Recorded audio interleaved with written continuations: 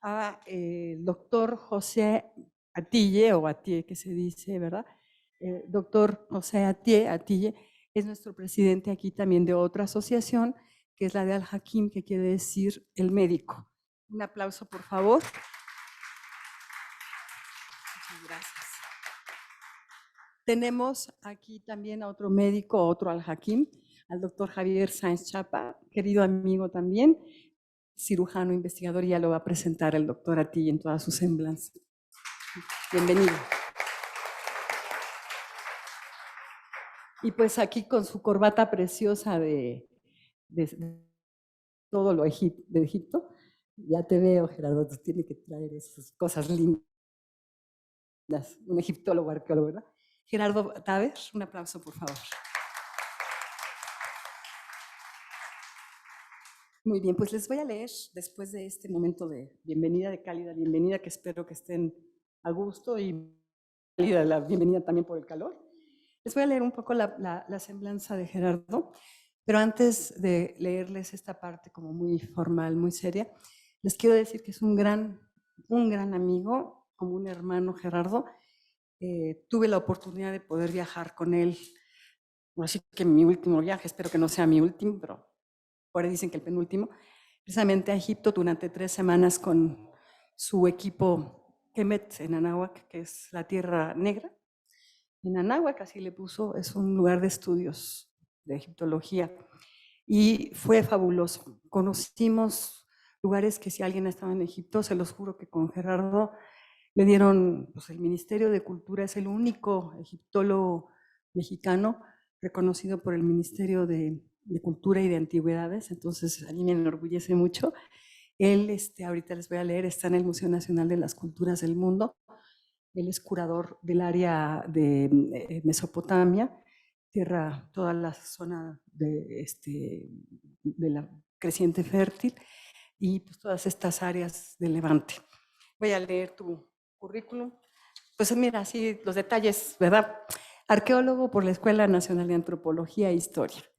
Se especializó desde muy pequeño, y eso sí lo puedo decir, en las culturas del Antiguo Medio y del Mediterráneo, porque según me contó tu mami, que cuando se iban de chiquito, se iban a Alemania, se iban a Londres y entraban a los museos y ahí se enamoró. Fíjense, o sea, cómo es importante la educación desde pequeños, cómo nos impacta, ¿no? Y pues aquí tienen un gran egiptólogo, cuando necesiten algo, un viaje o lo que sea, ya está preparando, yo creo, prontamente su viaje. Bueno, pues él ha realizado varios trabajos de prospección en el sur de Quintana Roo, excavaciones en el Templo Mayor, se desempeñó como profesor de la ENAM, de la Escuela Nacional NSR, Escuela Nacional CRM. Bueno, la Universidad Pontificia de México, porque ahí ha dado clases precisamente de teología, pero con estas aplicaciones históricas y de arqueológicas. En fin, él ha dado cursos de religión, de sistema de escritura del Egipto faraónico. Si alguien quiere que le escriba su nombre con los jeroglíficos, pues ya saben, ahí luego se pone en las culturas del mundo a hacer ahí su trabajo. En fin, miren, es muy largo y como dice él, pues vamos a empezar para no perder nuestro tiempo. Acaba de regresar, estuvo en el 12º Congreso Internacional del Patrimonio Cultural y las Nuevas Tecnologías, estuvo en el Congreso de Egiptólogos, que les comentaba unos días antes de que fuéramos nosotros y lo alcanzamos, en el Cairo, con egiptólogos internacionales y él por nuestra parte de México. En fin, y pues es mi amigo y mi hermano. Un aplauso, por favor. Bueno, este experimento que vamos a hacer va a estar muy interesante porque, bueno, pues se van a juntar dos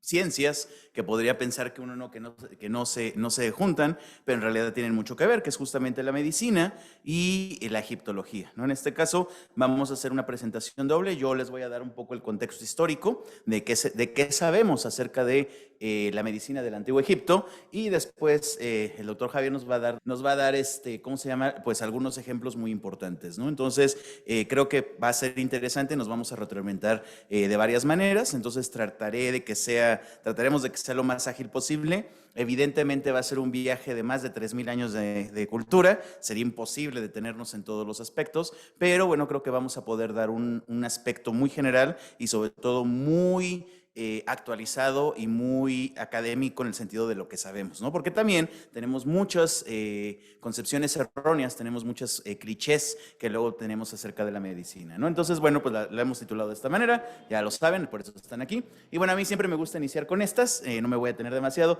porque siempre que pensamos en Egipto, bueno, pensamos en las pirámides, en la arena, en las momias, en el oro, los dioses con cabezas extrañas de animales, y pues en los jeroglíficos nos quedamos con la idea de que son estos signos que solamente pues son alegóricos, que son en forma de animales. Esta me gusta mucho porque parece que el pajarito está cobrando vida y va a salir del muro, pero si bien todos estos ejemplos son reales, son de la cultura material que existe en Egipto, en realidad nos da una muy mala percepción acerca de Egipto, porque es el cliché que lo tenemos, bueno, pues en cualquier agencia de viajes podemos ver esta foto, y entonces nos quedamos con la idea de que pues es un país desértico, que los egipcios vivían en el desierto, que no tenían otra cosa mejor que hacer que construir pirámides para la megalomanía de los faraones, que todas estas cosas de oro estaban allá adentro y que bueno, pues se momificaban porque tampoco tenían otra cosa mejor que hacer, ¿no? En realidad no, en realidad con que nosotros sepamos un poco de historia en cualquier libro de historia básica, ¿no? En la secundaria nos vamos a ver que Egipto es una sociedad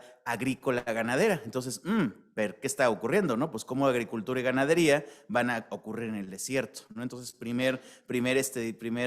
primer derrumbe que tenemos del cliché, ¿no? Ahora, los jeroglíficos son signos fonéticos. Van a aprender a leer un poco de jeroglíficos hoy, van a ver. Son signos que aunque nosotros podamos identificar la figura, no es que esto se lea mano, mano, abeja, pan, pájaro, ¿no? O sea, eso no significa, ¿no? En este caso son verbos, ¿no? Son palabras que obviamente registraron la antigua lengua egipcia y que, bueno, pues ahora gracias a ya 200 años de trabajo de egiptología continua, pues este año es el año de la egiptología, el 2022, porque se celebra en 1822 el desciframiento por Jean-François Champollion de la piedra Rosetta y en 1922 el descubrimiento de la tumba de Tutankamón por Howard Carter, ¿no? Entonces, la egiptología estamos de manteles largos este año porque es el año de la egiptología, 200 años que llevamos, ¿no? Y bueno, las momias en efecto sí se momificaban casi todos, ¿no? Sobre todo los faraones, pero era una concepción más bien para mantener el cuerpo físico como un receptáculo para las diferentes entidades anímicas que se van a tener. Sentido, bueno, pues no nada más es una concepción que se va a desarrollar a lo largo de la historia y bueno, no es que se creía que la momia iba a levantarse como en las películas, ¿no? Yo siempre digo de broma que qué curioso que la momia se despierta y persigue a la chica guapa de la película, ¿no? Digo, es lo mismo que yo haría, ¿no? Exactamente, ¿no? 3,000 años ahí tieso, pues evidentemente uno va a buscar a la chica guapa, pero no, las momias no se van a levantar, no van a cobrar la vida, tampoco existe este concepto de la reencarnación, es clásico en las películas de momias, yo soy fan de las películas de las momias, es que soy la reencarnación de la princesa no sé qué, ¿no? Ajá, ¿no? Entonces, no, ellos no creían en la reencarnación, creían en el renacimiento y no del cuerpo, sino el renacimiento del alma, ¿no? Entonces, esta es la idea que nos quedamos con los clichés del Antiguo Egipto, pero para entenderlo debemos de ver también, obviamente, el medio ambiente, ¿no? Egipto, primero déjenme decirles, Egipto nunca se ha llamado Egipto, Egipto no se llama Egipto, Egipto en la actualidad incluso se llama Masir, Masir es una palabra árabe que significa lugar, ciudad, ¿no? Y Egipto en realidad siempre se ha llamado Kemet, Kemet que significa la tierra negra, ¿no? Entonces nosotros si nos regresáramos en el tiempo, le diríamos a algún egipcio, oye, estamos en la tierra de Egipto, nos diría, ¿qué demonios es eso? ¿No? Eso no existe, ¿no? Entonces, bueno, pues ¿por qué? Porque es totalmente la concepción diferente. Claro, ellos también está en contraposición, el desierto, no vamos a decir que no existe, claro, es la palabra de Sheret significa la tierra roja, ¿no? Vean la dicotomía que existe justamente entre estas dos realidades, ¿no? Kemet, la tierra negra, es la tierra en que los egipcios van a mantener el orden. Ellos van a creer que el caos es el que vive justamente en el desierto, en el Desheret. Entonces aquí viene una cosa muy importante para nuestra plática de hoy. Las enfermedades, ¿no? Los agentes, ahora diríamos agentes patógenos, ¿no? Las enfermedades vienen justamente de este lugar, de la tierra roja, porque se considera que es la tierra del caos, ¿no? Y en ese sentido, vamos a ver que, ahí está, hasta les puse caricaturas para que lo veamos mejor, ¿no? Desheret es la tierra del dios Set. El dios Set es el dios de la tormenta, el dios del caos, el dios, no es que sea el malo, ojo, no se queden con esta idea de que es el mal contra el bien, esos son conceptos muy occidentales modernos, es simplemente el caos, ¿no? El caos, el dios que brama en las noches, el dios que crea las tormentas y por lo tanto él también comanda a los, pues sí, a las entidades anímicas adversas que pueden, digamos, entrar a combatir, ¿a dónde? A la tierra de Maat. Maat significa orden, verdad y justicia, que es la tierra donde va a estar Horus, el dios Horus, el faraón es la encarnación del dios Horus en la tierra, va a estar reinando. Entonces, la frase más trillada de la historia que es Egipto es un don del Nilo, que no la dijo Herodoto de Halicarnaso, la dijeron antes que él, pero es cierta, Egipto no podría existir sin el río Nilo, pero también es el don de los hombres, es decir, si los hombres no se hubieran, la humanidad no se hubiera, digamos, acomodado a vivir en sociedad, crear canales, crear aquí una cosa muy importante, sistemas de salubridad, ya tenían sistemas de salubridad, ¿no? Combatir las enfermedades, entonces el caos podría entrar continuamente, ¿no? Recuerden, pues eso es lo que ocurre continuamente, el desierto avanza. El desierto siempre está avanzando, las dunas del desierto siempre quieren comerse parte de la tierra fértil, entonces la labor del Estado faraónico es repeler esto, ¿no? De manera práctica, obviamente, de manera metafórica, de manera, digamos, simbólica, y en el caso de la medicina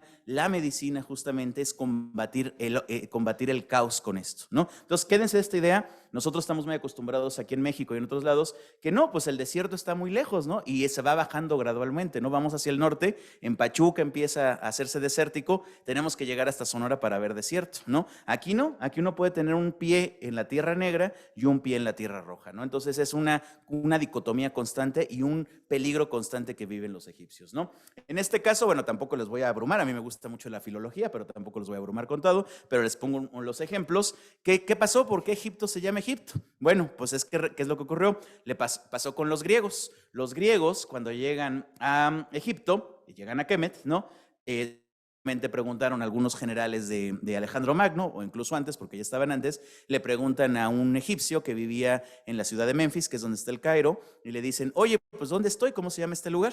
El egipcio, muy elegantemente, le dice, claro, tú estás en Hutkaptá. Ah, caray, Hutkaptá, ¿qué demonios es eso, no? Hutkaptá significa el recinto del Ka de Ptah, es decir, el nombre del templo de Ptah, que era la deidad patrona de Memphis, ¿no? Entonces los griegos, pues lo escucharon así como, ay, Hutkaptá, ¿qué es eso? Entonces lo oyeron primero como Hutkaptaios y después se deforma a Egyptaios, ¿no? Y después a latín, a Egyptus, ¿no? Entonces, fíjense qué es lo que ocurrió. El propio nombre de Egipto, lo decimos mal, es una invención occidental, ¿no? Los romanos, ya en latín cuando llegan, es justamente la provincia de Egipti, ¿no? Pero fíjense cómo es totalmente una invención, ¿no?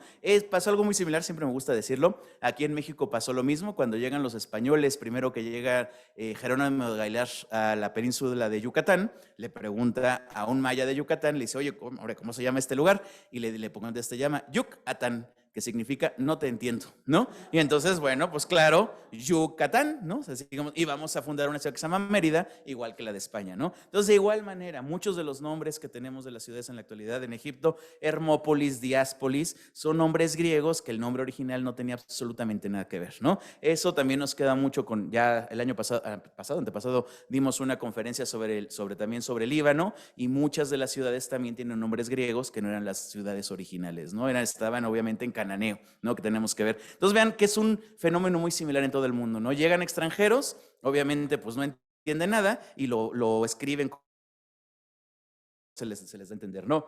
Aquí viene todo, luego si quieren se los paso con calma. En realidad Egipto siempre se ha llamado Kim, en copto se llama Kim, e incluso en hebreo y en árabe, en la Biblia lo tenemos como Misraim. Misraim es el nombre que aparece de Egipto y es un nombre que viene del acadio babilónico, que justamente se le decía Misru, que Misru significa en acadio lugar lejano, estrecho lugar lejano, ¿no? Claro, porque está visto desde Babilonia. Los babilonios decían, pues sí hay otro reino muy grande, muy poderoso, que se llama Misru, que está hasta allá muy lejos, ¿no? Hasta allá los dos estrechos, ¿no? Está la chingada, diríamos nosotros, ¿no? Entonces, claro, de ahí viene augarítico, ¿no? Y entonces justamente es región extrema. De ahí viene Masir, el acadio, el hebreo y el hebreo y el árabe, su abuelito es el acadio, y entonces por eso de ahí viene Masir, que significa en árabe egipcio contemporáneo, ¿no? Ciudad, tierra, ¿no? Entonces, claro, cuando uno ve Egipto, no me dejarán mentir, siempre te dicen, welcome to Egypt, ¿no? Pero eso es para turistas, ¿no? Ya cuando les dicen, dicen, no, Ana Masir, ¿no? Yo soy egipcio, ¿no? Entonces siempre ha sido el nombre. Es muy importante esto porque los nombres nos permiten pues sí, los jeroglíficos, la filología, la voz, nos permite entrar perfectamente a la mentalidad, ¿no? Entonces entendemos qué es lo que está ocurriendo. Bueno, entonces en ese sentido, ya teniendo este contexto, pues bueno, tenemos dos cosas sobre las evidencias y las clichés de la medicina, ¿no? Las evidencias, ¿cuáles son? Recuerden, en la arqueología tenemos que tener siempre nosotros el dato, no podemos andar inventando nada, si no seríamos estos curanderos que aparecen en el History Channel y los aliens, esos ya no existen, ¿no? Es la evidencia que tenemos. Tenemos evidencia, obviamente, por ejemplo, de los propios cuerpos. Tenemos un fémur que se curó una fractura. Tenemos las herramientas también las que utilizaban para la parte quirúrgica y tenemos muchos relieves. En este caso, de hecho, están haciendo ¿cómo se llama una circuncisión. Los egipcios también creían en la circuncisión para la pureza y el pacto con los dioses, ¿no? Y entonces, bueno, todo este corpus de evidencias que tenemos, tanto escriturarias, tanto tenemos evidencia de los artefactos y las evidencias en los cuerpos de los pacientes, ¿no? Claro, son pacientes que se murieron hace unos cuantos miles de años, nos da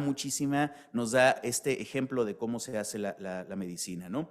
Ahora, tenemos muchos clichés porque esos clichés se los debemos principalmente a una novela que después se convirtió en película en 1954, The Egyptian, o conocida mejor como Sinué el egipcio, ¿no? Si no la han leído, léanla. Yo de niño la leí, me enamoré. Es una novela histórica maravillosa, ¿no? Muy buena en unas cosas, pero en otras no tanto. ¿Por qué les digo que es un cliché? Bueno, lo que pasa es que se la pasa diciendo, es un fotograma de la película, que Sinué es médico. Si no es médico, se entrena como médico. Y claro, vean la fecha, la película es del 54 y la novela es de los 30, ¿no? Entonces, lo que se sabía en los 30, pues evidentemente no es lo mismo que sabemos ahora. Se ha adelantado muchísimo, ¿no? En la novela de Sinué, aunque a mí me gusta, la leo cada 3, 4 años, la vuelvo a releer y la disfruto muchísimo, siempre se está repitiendo que Sinué se la pasaba trepanando cráneos, que la trepanación de cráneos y que no sé qué, y que, ay, me duele la cabeza, le voy a trepanar el cráneo, ¿no? Y entonces, no, espérate, ¿no? O sea, incluso aquí en la película se ve esto, ¿no? Realmente no es que no existiera, sí se ha hecho, se han encontrado los restos óseos que sí nos muestran, pero evidentemente hacer una cirugía de cerebro, pues con la tecnología que tenían en la antigüedad, pues era literalmente ya de muerte, ¿no? Entonces se evitaba hacer procedimientos quirúrgicos tan, digamos, tan invasivos, ¿no? Entonces, claro, esto, como fue el boom de la película, el boom del se quedó en la conciencia popular. Sí, los egipcios se la pasaban trepanando cráneos, ¿no? Y bueno, pues la pregunta que uno haría es, bueno, ¿y como para qué, no? O sea, si realmente no hay una dolencia que lo amerite, ¿para qué se haría, no? Entonces, eso es uno de los clichés que tenemos de la medicina. Y claro, también otro de los clichés es que era mágico. No, claro, hay un elemento de magia que es lo que vamos a ver, porque es un pensamiento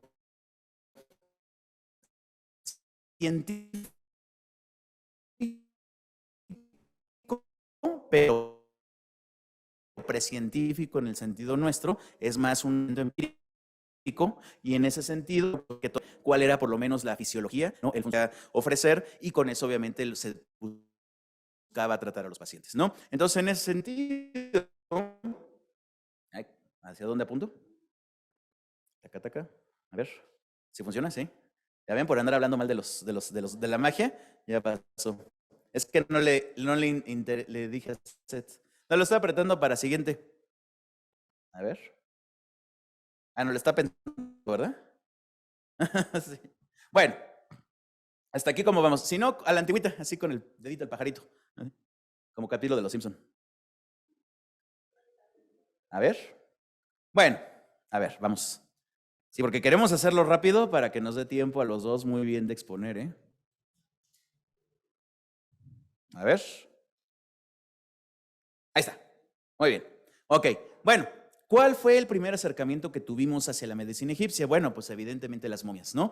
Déjenme contarles que durante el siglo XVII, finales del XVII, XVIII y XIX, incluso todavía inicios del XX, se puso de moda en Europa, ¿por qué no?, que se tomaba polvo de momia. Entonces se decía que el polvo de momia, todos los reyes y todos los nobles decían que, bueno, tienes una jaqueca, un problema de gastroenterológico o alguna cosa. Entonces se decía, claro, pues entonces vamos a ir por momias, las vamos a pulverizar, ¿no? Y nos comemos esto porque te debe de tener propiedades mágicas, ¿no? Entonces imagínense, es una forma de canibalismo. O sea, muchos nobles europeos comieron momia, carne humana resecada, ¿no? Guácala, ¿no? Entonces imagínense, bueno, yo creo que si ya tenían, no, si tenía algún moho, una espora, pues yo creo que les afectaba mucho más, ¿no? Pero ¿qué es lo que ocurre? Bueno, sí, fue parte de la historia, siglo XVIII y XIX, incluso desgraciadamente se perdió muchísima información, sacaban las momias así, las abrían y las vendían justamente para hacer este polvo de momia.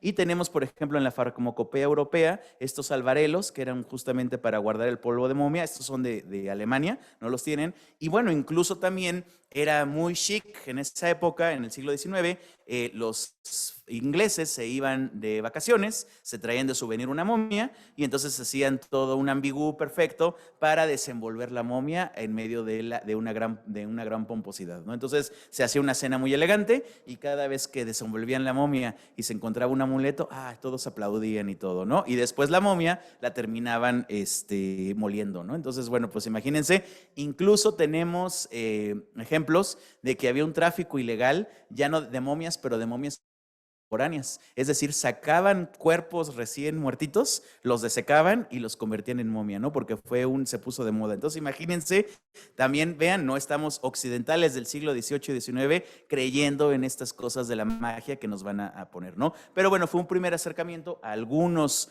médicos, ¿no? Ya conscientes, empezaron a registrar pues los cuerpos y lo que estaba pasando y se dieron cuenta que analizando estos cuerpos podían tener mucha información acerca de las patologías de los antiguos, ¿no? Entonces, en ese sentido, bueno, ya adentrándonos más bien en la mentalidad egipcia, pues sí, ellos van a pensar que las enfermedades, ¿no? Pues son demonios, ¿no? Demonios. No hay que quedarnos con la idea de nosotros de demonios que se juega con cuernos y todo, sino más bien con espíritus que podían ser agresivos contra el cuerpo, pero contra el cuerpo tanto en las esencias anímicas como en el propio cuerpo, ¿no? Entonces los tenemos representados en muchas ocasiones, pues claro, como animales híbridos, cuerpo de humano, con muchas veces cabeza de chacal. Uno podría decir que es Anubis, pero no, están con serpientes, con escorpiones. Cosa interesante, las tortugas, fíjense, eran vistas como seres malignos para los egipcios. Se dan cuenta, tiene la cabecita de tortuga y esta es de la tumba de Tutankamón y también, pero esto uno diría, bueno, entonces si eran demonios, si eran malos espíritus, ¿por qué representarlos? ¿Por qué tenerlos ahí? Bueno, en la mentalidad egipcia no es como nuestra cultura actual de que ya no nombramos las cosas malas y ya no existen. Pues no, son fuerzas del caos que están presentes siempre en este mundo. Entonces, al contrario, hay que mitigarlas, ¿no? Tener estas esculturas, estos dibujos en los papiros nos ayuda a luchar contra ellos, ¿no? ¿Cómo se lucha contra ellos? Obviamente conociendo su nombre y conociendo el procedimiento de cómo poder, digamos, pelear contra ellos, ¿no? En ese sentido, incluso los tenemos representados en muchas ocasiones en las tumbas del Valle de los Reyes, ¿no?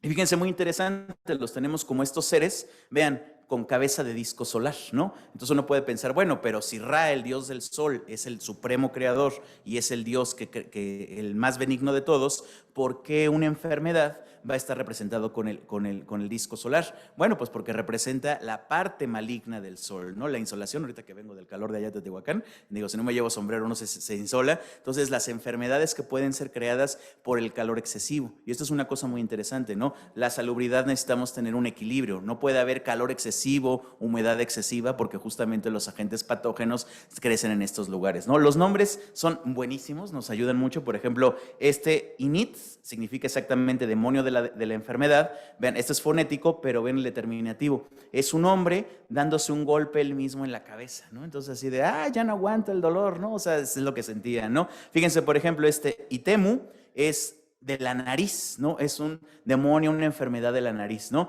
Y ven, el determinativo es una vela hinchada por el viento, ¿no? Entonces, todo lo que tenga que ver con viento, puede estar este demonio, ¿no? Tenemos, por ejemplo, los Nesi, que es la epilepsia, ¿no? La epilepsia también vean con el determinativo. Y tenemos, por ejemplo, los yati, que son los demonios de la enfermedad en general, ¿no? Entonces vamos a tener, hay que saber leer jeroglíficos en este caso, no nada más viendo las imágenes, ¿no? Sino que nos dice de qué se está tratando, ¿no? Fíjense, en este caso, por ejemplo, un determinativo es un cuchillo, entonces quiere decir que es un demonio que está creando enfermedades, ¿no? Entonces, conocer el nombre de estas enfermedades, ¿no? En muchas ocasiones, claro, quisiéramos tener un nombre científico y saber qué exactamente es una cosa que los egiptólogos que se dedican a la parte de la medicina siguen trabajando. Pues claro, el nombre, Itemu, pues ya nos dice que son enfermedades respiratorias, ¿no? Entonces hay algunas que son mucho más específicas, podemos inferir qué tipo de padecimiento es, otras que son más generales, ¿no? ¿Cómo funcionan ellos? ¿Cómo funcionan estas enfermedades o los demonios? Bueno,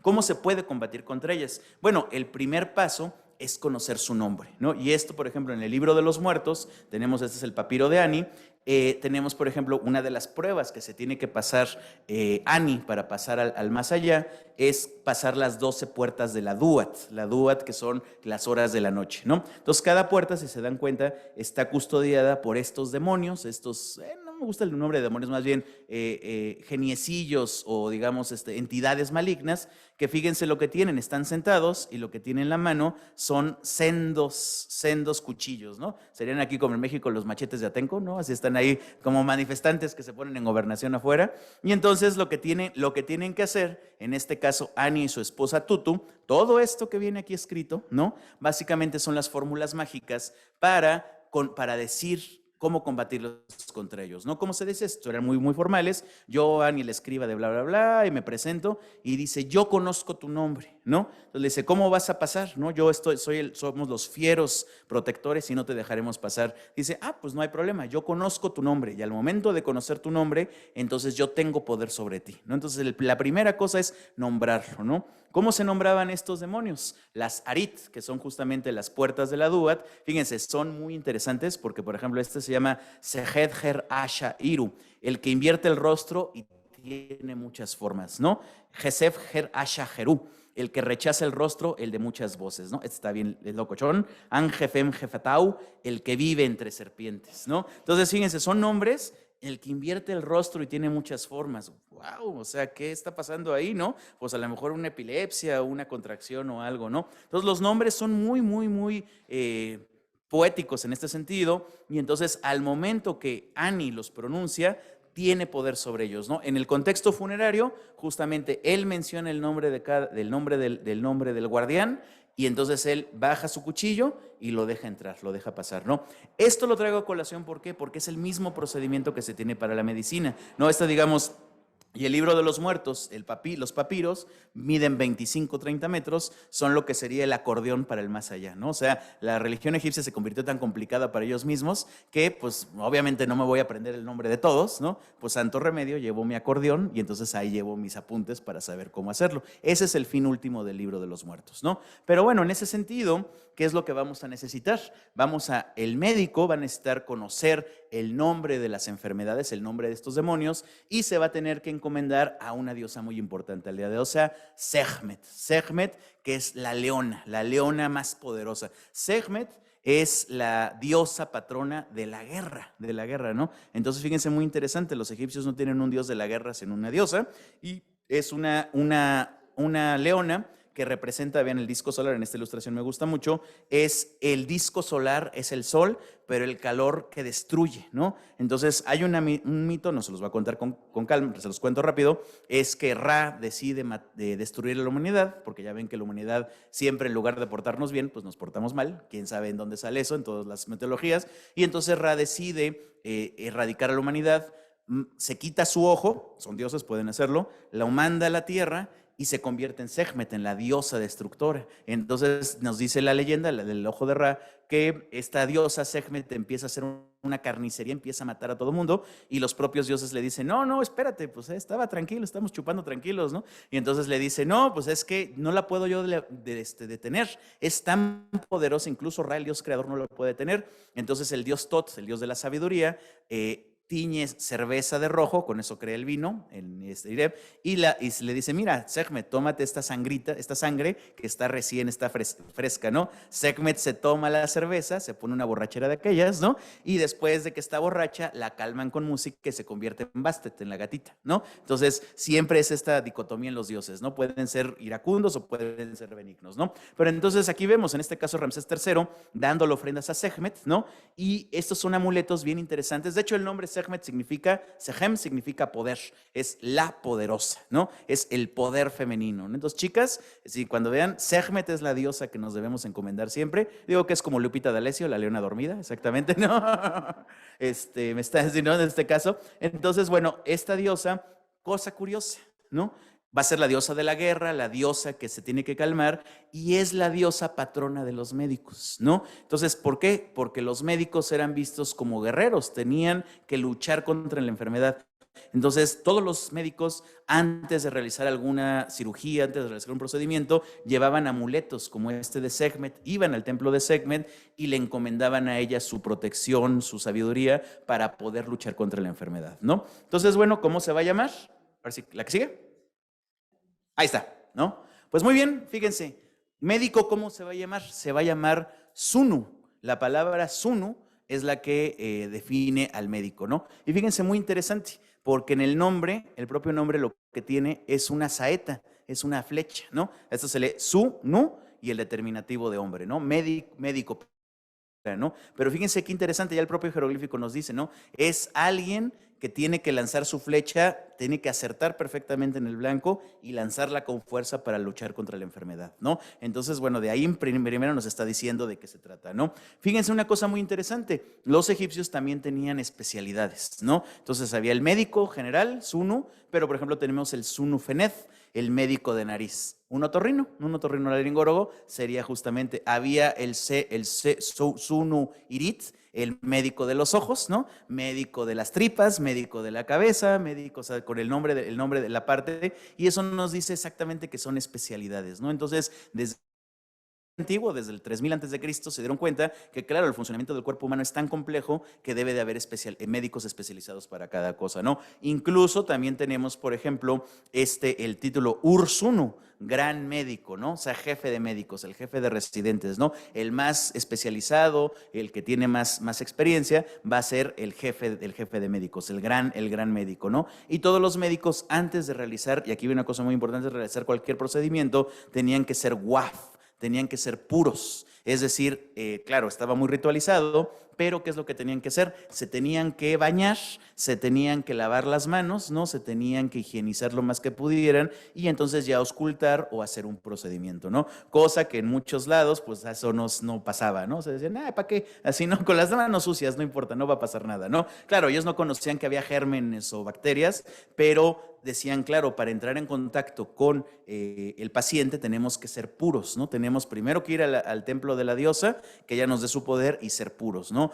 E incluso se afeitaban la cabeza, se quitaban barbas, se quitaban todo, pues para poder entrar lo más puro posible, pues a tratar al paciente, ¿no? Entonces, fíjense, muy interesante. Ay, la anterior, ahora sí funciona esta cosa. Pues bueno, nosotros tenemos estos conceptos, fíjense, estamos muy acostumbrados a la parte griega, pero vienen desde los egipcios, ¿no? Entonces, en este caso, el dios Tot, el dios de la sabiduría también, va a después convertirse también en Asclepio y que va a ser Esculapio, ¿no? El patrono de los médicos, ¿no? Y fíjense, muy interesante, ya en la época griega, estos son griegos, pero son relieves hallados en Egipto. Qué maravilla, ¿no? O sea, son egipcios griegos. Tenemos, por ejemplo, que la hija de Esculapio va a ser Higia, la diosa Higia, que pues de ahí viene nuestra palabra higiene, ¿no? Entonces hay que tener, fíjense, es exactamente la traducción al griego de waf, de puro, ¿no? Tener higiene, ser puro, estar siempre puro cuando se va a entrar, ¿no? Y bueno, tenemos obviamente también este concepto, les traje esta estela, ¿no? Que es, bueno, también se dedicaban a Asclepios, ¿no? En señal de agradecimiento, también los egipcios lo tenemos, pues haber curado una pierna, ¿no? Entonces, bueno, pues ponen la estela a la pierna que se curó sin ningún problema, que también es una idea que viene desde los egipcios, ¿no?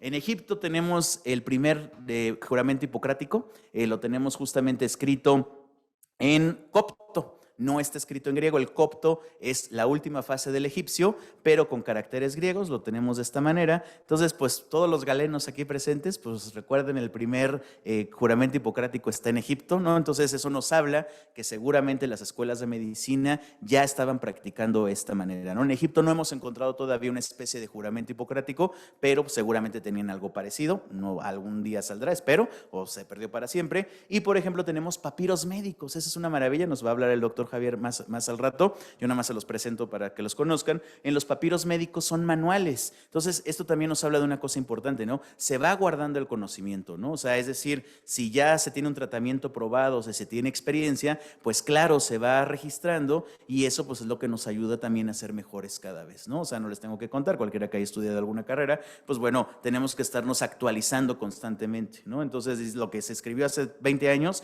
ya no es lo mismo que hacemos. Entonces, los egipcios de igual manera, ¿no? Lo iban registrando y estas bibliotecas lo iban también actualizando constantemente, ¿no? En ese sentido, bueno, o de las evidencias que también tenemos, incluso, por ejemplo, tenemos prótesis, ¿no? Fíjense, tenemos estas prótesis que se encontraron en una momia, que al pobre señor le faltaba el dedo pulgar, seguramente tuvo un accidente y sí le hizo su prótesis de madera para tenerlo, ¿no? Incluso el arte egipcio, que es tan canónico, tan esquemático, fíjense, por ejemplo, tenemos que es un sacerdote que se llama Ruma, pero vean el pie, ¿no? El pie equino, que nos muestra justamente que probablemente tuvo poliomielitis o algo y no tenía ningún problema por llevar su vida normal, ¿no? Su esposa, su hijo, y pues él nos dice el texto que es un sacerdote de Ra de Heliópolis, justamente, pues está sirviendo, ¿no? Entonces vean, lleva el pie equino y su bastoncito pues para apoyarse, ¿no? Entonces, claro, no es tan común, evidentemente en el arte egipcio no se representa tan siempre, nunca vamos a ver un faraón enfermo, ¿no? Es un poquito Tutankamón, pero bueno, eso es otro caso especial, pero ver a las personas, digamos, de clase media o del pueblo con estas afecciones sí es mucho más común.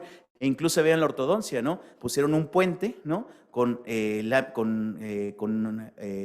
hilo de oro, ¿no? Se dieron cuenta que el oro es mucho más inocuo que otros materiales y bueno, pusieron este puente, esta incrustación de dientes, pues para completar la dentadura, ¿no? Entonces nos habla que había un constante trabajo, ¿no? Estos 3 ejemplos solitos nos hablan ya de que hay una preocupación por mantener la salud y sobre todo la calidad de vida, ¿no? Entonces, claro, pues decían, bueno, pues igual no te mueres si no tienes un pie, pero también para el equilibrio tener el pulgar ayuda mucho, pues evidentemente que tenga una mejor calidad de vida con lo que se tenía a la mano, ¿no?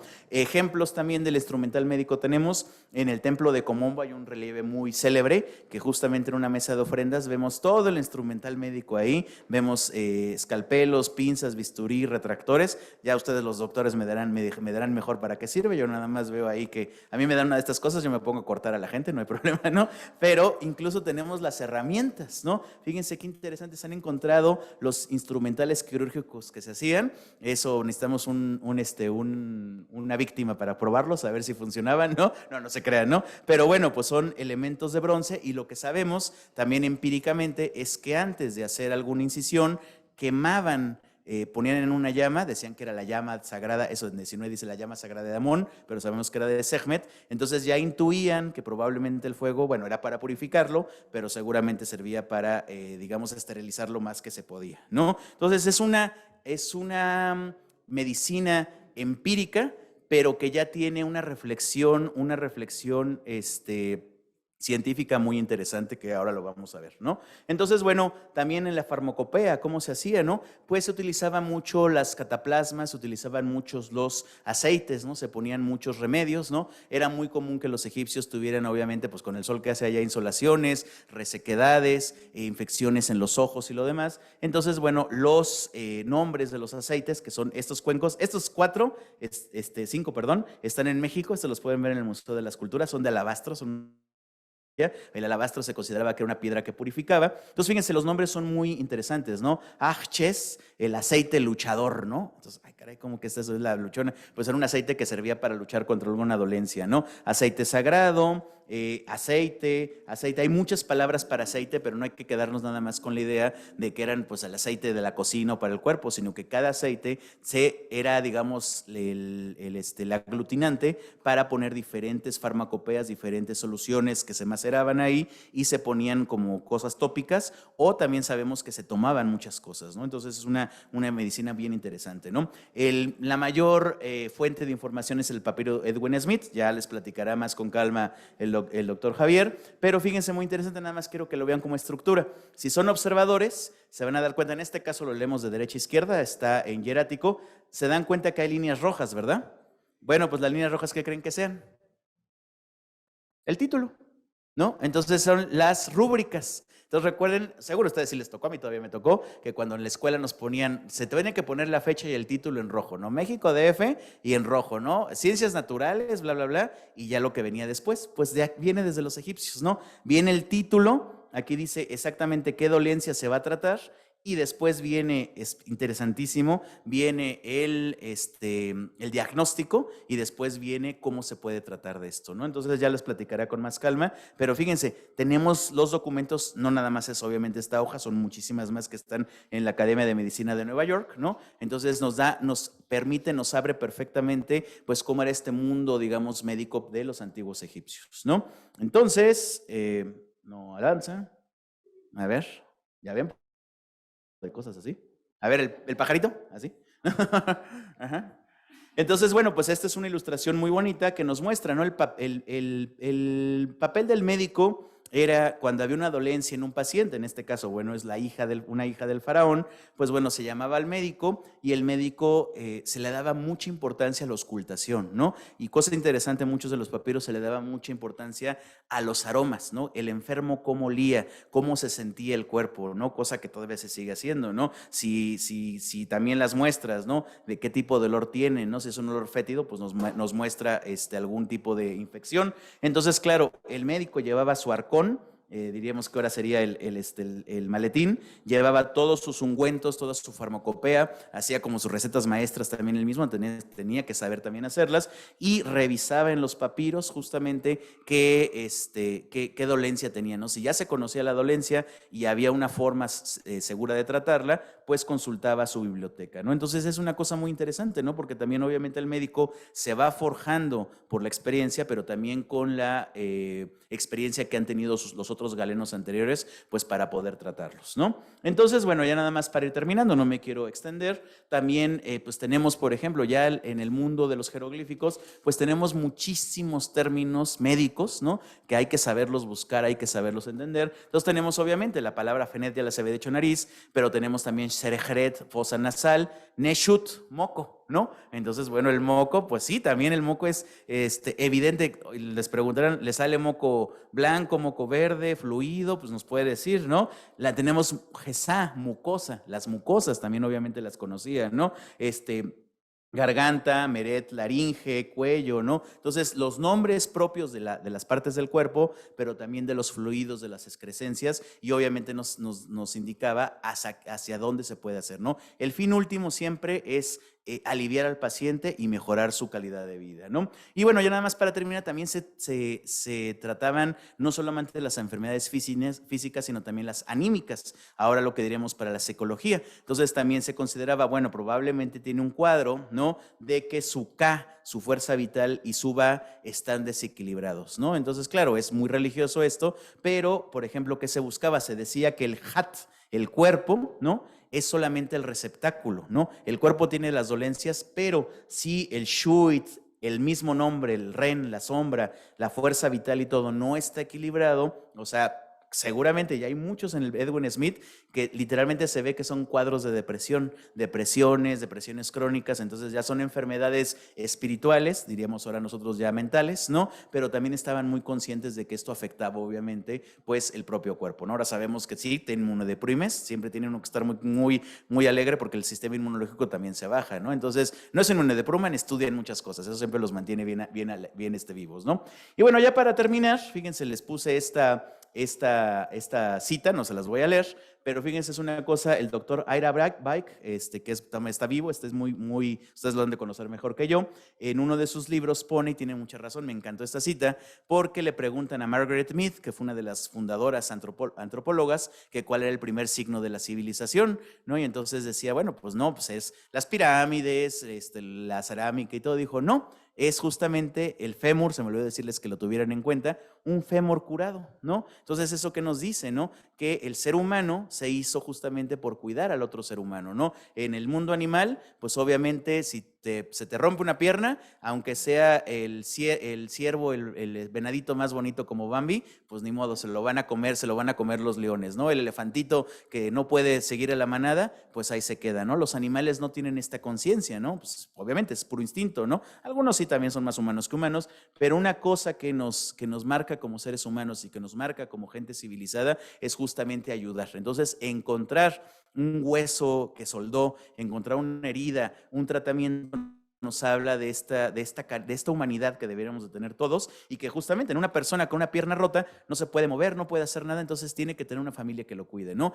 Y parece tonto, pero incluso en la actualidad hay mucha gente que tiene sus familiares enfermos y nunca los van a ver, no los cuidan, no esto. Entonces yo creo que hay que aprender mucho de esto, ¿no? Desde la antigüedad siempre se busca justamente tener a tus familiares, a tus personas queridas e incluso aunque no los conozcas, de la mejor manera posible. Y bueno, pues justamente los médicos son los que han sido encargados de esto, ¿no? Ya para terminar, bueno, pues ¿cómo sabemos lo que sabemos? Aquí puse el doctor Frankenstein, no es magia, es ciencia, ¿no? Entonces la gente luego dice, es que ustedes los egiptólogos saben muchas cosas mágicas. Pues sí, pero la magia es por el método científico, sabemos lo que sabemos porque tenemos un método científico comprobado muy parecido a lo que tienen nuestros colegas, ¿no? Bueno, aquí un chiste, cuando te toca tu cita en el IMSS, pues ya eres momia, ¿no? Ya cuando te meten, pues ya para qué, ¿no? Ya mejor que te metan como momia. Y bueno, pues básicamente, bueno, pues los invito también a continuar ahorita con la exposición y si quieren saber más de Egipto, nos pueden seguir en el proyecto Que Meten en Agua, casi con este nombre, nos buscan en redes sociales y continuamente estamos dando conferencias, aquí con Gaby también con todo placer. Y cualquier duda o comentario que tengan, bueno, me lo pueden hacer ahorita al final, con mucho gusto, y también a lo largo de todo el tiempo. Por su atención, muchas gracias. Muchas gracias, Gerardo. Ahora invito al doctor José Atille, que le digo yo, a que presente y haga una semblanza del doctor Javier Sáenz Chapa. Y les comento, si van a tener preguntas, las vamos a dejar para el final, para que se unan las dos ponencias de los dos presentadores. Muchas gracias, doctora. Un aplauso, por favor. Muchas gracias. Para mí es un verdadero honor, un verdadero placer poder presentar al doctor Javier Sáenz Chapa en este tema sobre la medicina en Egipto.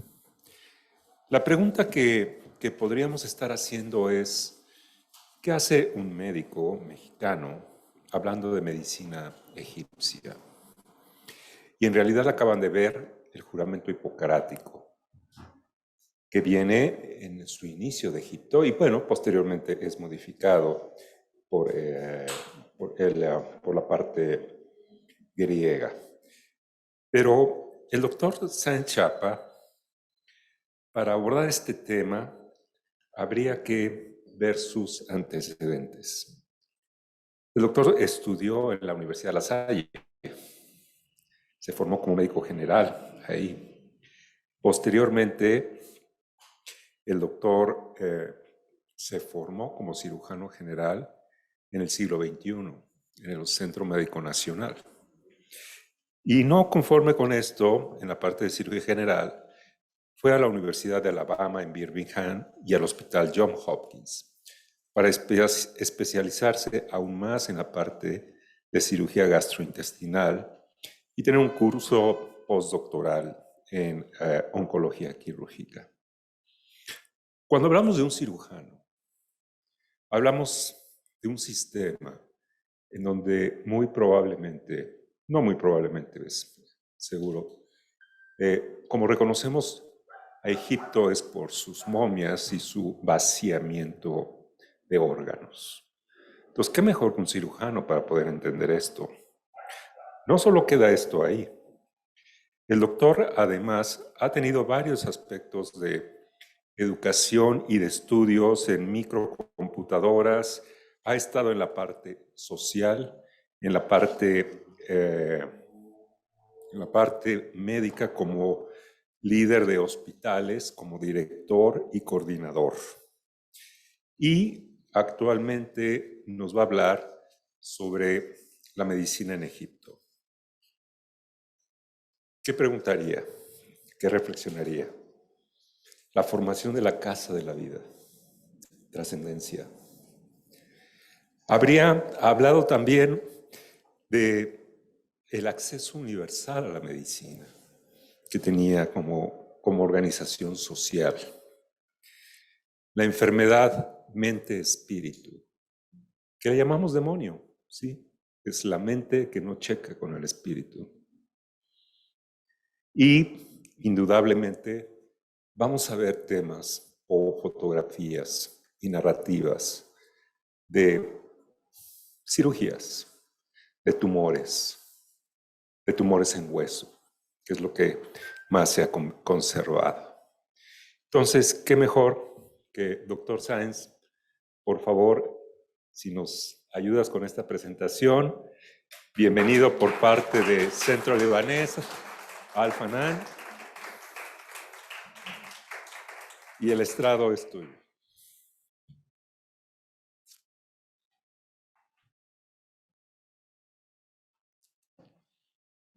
Bueno, muy buenas tardes. Agradezco el honor de estar aquí ante esta distinguida comunidad, ante la Sociedad Médica Al-Hakim y ante compañeros y amigos. La mitad está aquí, la otra mitad está en Zoom, ¿no?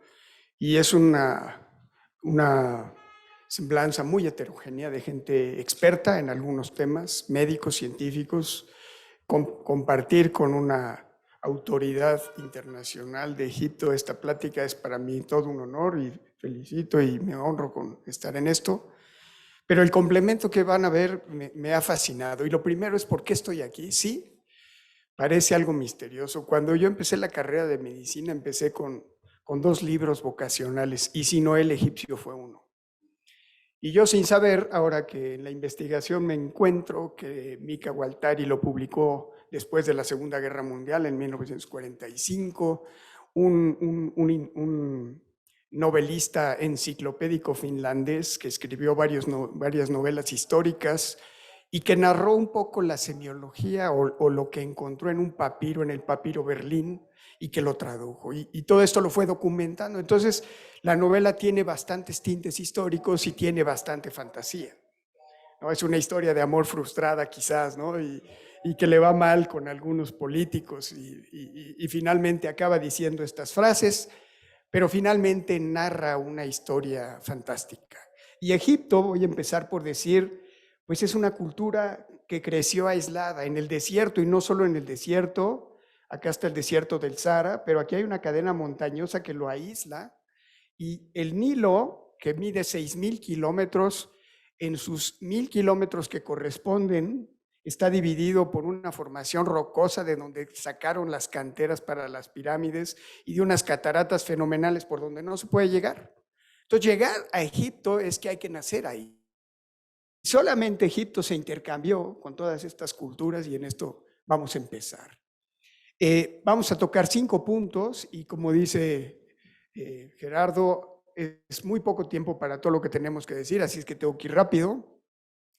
Y vamos a hablar de primero el panorama histórico. Aquí podemos ver que en todas las culturas, desde 4,000 años antes de Cristo hasta el día de hoy, tenemos varias culturas y la medicina se fue desarrollando a través de la historia en todas estas culturas. Es increíble pensar que prácticamente hasta 500, hace 200 años, lo que conocíamos de la medicina científica era muy poco. El método de Descartes fue siglo XVIII, finales del siglo XVIII, principios del XIX, Pero no quiere decir que sea una medicina desacreditada, todo lo contrario, es todo un cúmulo de conocimientos que fueron acumulándose y creciéndose en el tiempo, como lo vamos a expresar. Y sin duda, el binomio Egipto y una cultura que se desarrolló a miles de kilómetros de Egipto, Mesopotamia y Babilonia, encontramos los vestigios más antiguos. Pero nadie duda que Egipto documentó de la mejor manera su formación y además permeó hacia el mundo moderno la medicina que hoy conocemos. Entonces, esto es lo que hace realmente relevante aprender de esto. Es interesante lo que ya dijo Gerardo, que la cultura de Egipto gira alrededor del Nilo, pero el Nilo tiene 3 etapas en donde tiene una etapa de sequía y su nacimiento es cuando empiezan las lluvias, que vienen de las montañas de Etiopía, se inunda y su caudal crece 3 veces y entonces en vez de transportar 2 millones de litros de agua al día, transporta 8 o 10 millones de litros y eso hace que la crecida genere una tierra fértil y esta es la tierra negra. Y entonces los egipcios cultivaban, cosechaban y luego tenían una sequía y ahí aprovechaban para hacer sus pirámides. De ahí que también había enfermedades que se prorrogaban en distintas épocas del año. Tenemos en algunos papiros documentados que todos los piquetes de escorpión, etcétera, el trauma, eran como más frecuentes en la época de la sequía y la construcción por razones naturales. Las enfermedades respiratorias entraban en esta época, pero también estaban en la etapa de siembra. Y finalmente las enfermedades virales, el paludismo y todas las infestaciones que vamos a ver entraban en la etapa de la inundación, ¿no? Y obviamente no voy a hablar de la mitología porque pues tardaríamos días quizás o semanas, yo todavía no lo entiendo, pero aquí el tema de la vida a la muerte y la transición, ¿no? Y como bien lo decía Gerardo, para el egipcio no había una división, era una transición. Y la transición tenía que ver con la intersección entre lo que era, ¿no? El universo, el firmamento, el viento y la tierra. Y estos 3 deidades, y obviamente aquí los dos dioses protectores y la famosa diosa Isis y el dios Ra, estos, ¿no? Isis, que finalmente fue esposa de Osiris y dio origen a Horus, pues de alguna manera perdió a Osiris por una mitología muy especial. No la voy a contar aquí, pero Set era el malo de los malos. Y Anubis era como el transportador, era el embajador para entrar a la tierra de los muertos. Entonces, todo esto lo vamos viendo, está cobrando toda esta jerarquía de animales. El Mat, que está representado como una diosa, como cola de avestruz, también representa el equilibrio, la orientación a la verdad, es el concepto el comportamiento recto y de la búsqueda del equilibrio que ya señaló Gerardo. Entonces, este era un principio fundamental en el actuar de los egipcios. Y finalmente las partes era una civilización girada en torno a una teología, pero también en torno al sol, al aire y a la tierra. Vamos a hablar de los pacientes y vamos a hablar un poquito de la demografía. Vean esto. Más o menos en tiempos de los 3000 años antes de Cristo, que vamos a narrar en la historia, empezó con 1 o 2 millones de personas. La mayor parte situado en la parte de Memphis y Tebas, en Luxor, perdón, Tebas en la ciudad antigua, y de ahí varios pueblos, pero hoy día esta sola ciudad tiene 10 millones de personas y 20 millones en la zona metropolitana. Y esta parte del Nilo, que tenía poca gente, hoy tiene 40 millones. Y la población de Egipto lleva 104 millones y se ha duplicado en 30 años. Esto habla de la crisis tan fuerte que está enfrentando Egipto y África, porque yo no quisiera decir, pero África está creciendo en muchas direcciones, en algunas proporcionadas y otras desproporcionadamente, pero esta historia que empieza aquí es fascinante. Vamos a hablar del día de hoy.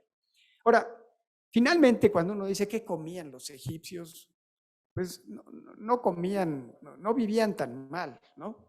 Realmente tenían una dieta completa al alcance, ¿no? Pero definitivamente tenían que construir almacenes de alimentos muy grandes y los faraones se dedicaban de alguna manera a administrar estos almacenes para que pudieran vivir esa enorme época de sequía que era medio año, ¿no?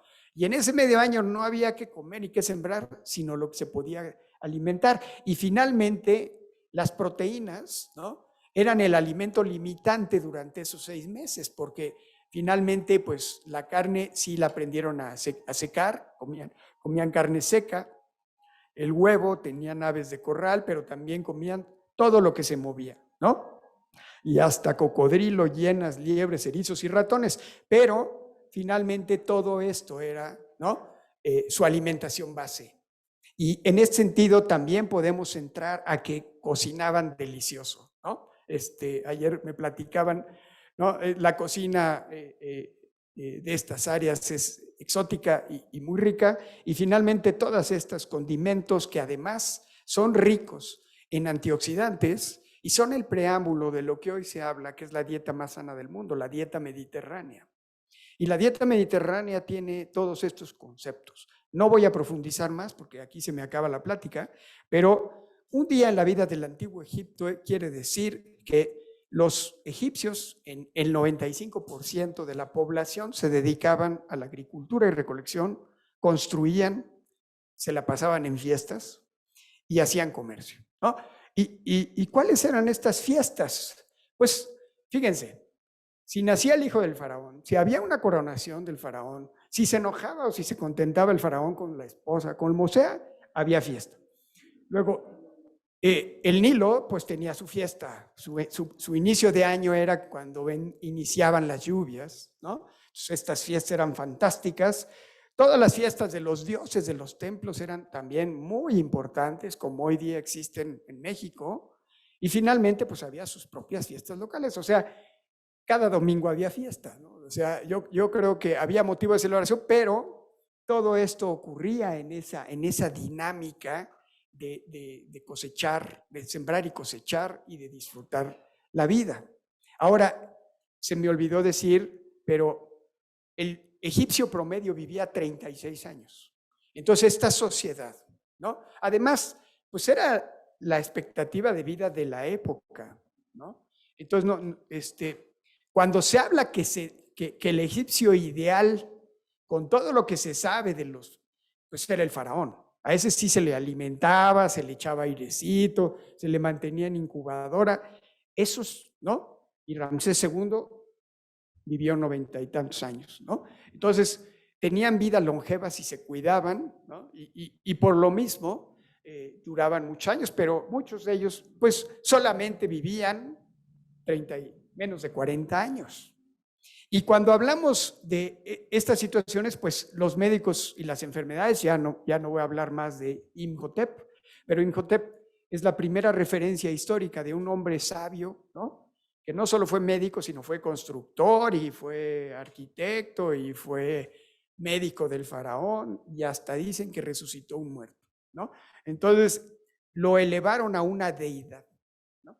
Y de ahí que empezó a derivar, ¿no? Esta es su momia, hoy día en el Museo del Cairo, y entonces está totalmente pues endiosado todo el concepto, pero muy claro.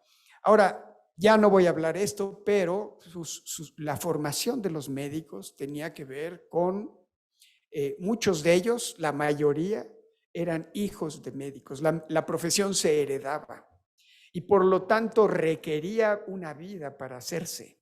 Por lo mismo, esta vida requería una vocación y una actitud, y entonces un proceso de aprendizaje continuo, ¿no?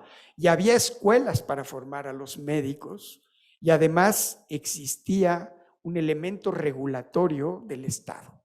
El Estado garantizaba el acceso a la medicina del 100%.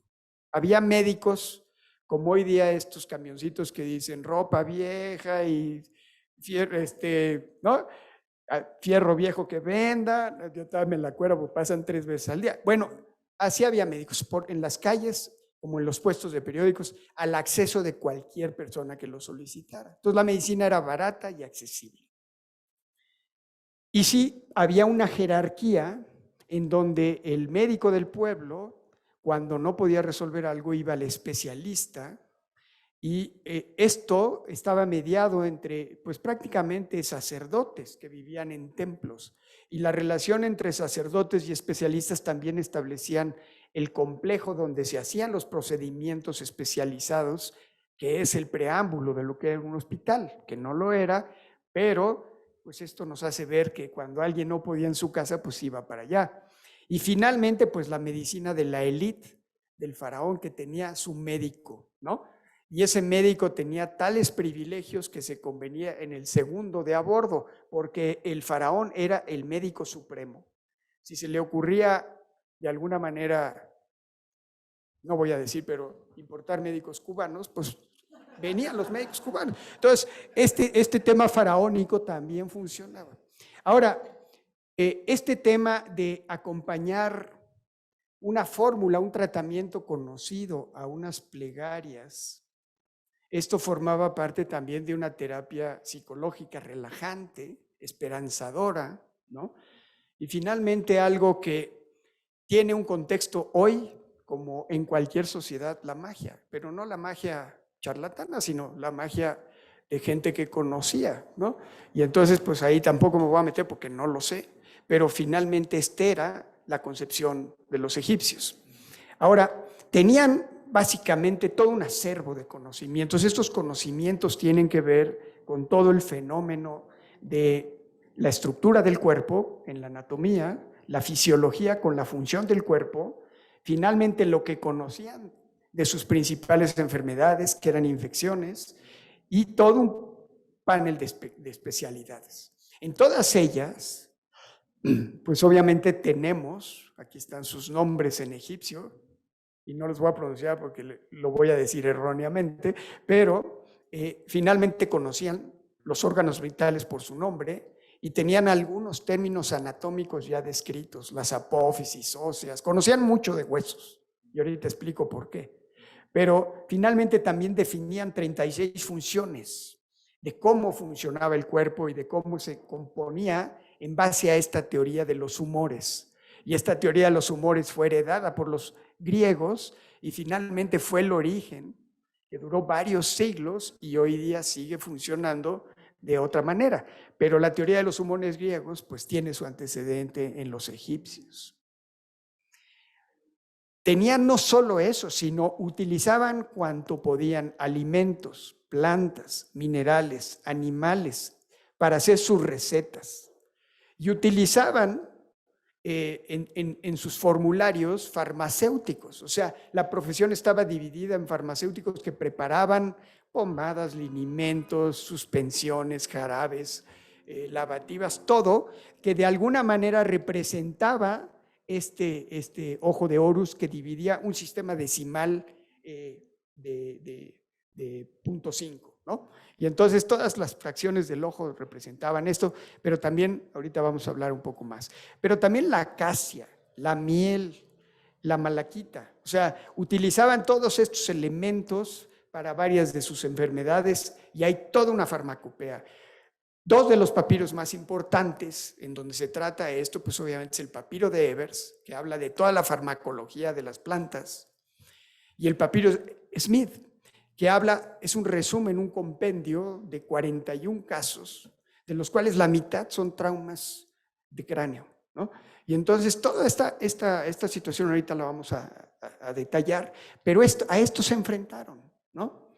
Y entonces se enfrentaron a un tema odontológico porque pues los granos pues traían sus piedritas y diario comían granos y hacían pan y se rompían los dientes, ¿no? Entonces, no se los rompían en la calle peleando, sino aquí era por cosas así, y entonces tenía que ver con elementos muy fundamentales de su vida. Los odontólogos sabían hacer muy adelantados a su época estas prótesis, estos puentes, sostenes.